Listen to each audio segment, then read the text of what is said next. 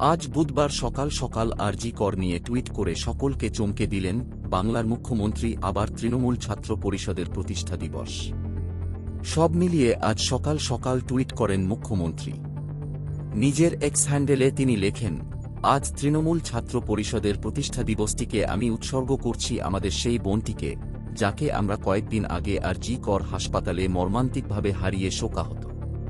আরজি করে আমাদের সেই যে বোনকে নির্মমভাবে নির্যাতন করে হত্যা করা হয়েছিল, তার পরিবারের প্রতি আন্তরিকতম সমবেদনা জানিয়ে এবং দ্রুততম গতিতে সেই ঘটনার সুবিচার চেয়ে, সেই সঙ্গে সারা ভারতে সকল বয়সের যত নারী যেখানে যত অমানুষিক ঘটনার শিকার হয়েছেন, তাদের সকলের জন্য আমরা হৃদয়ের অন্তঃস্থল থেকে আমাদের দুঃখ জ্ঞাপন করি।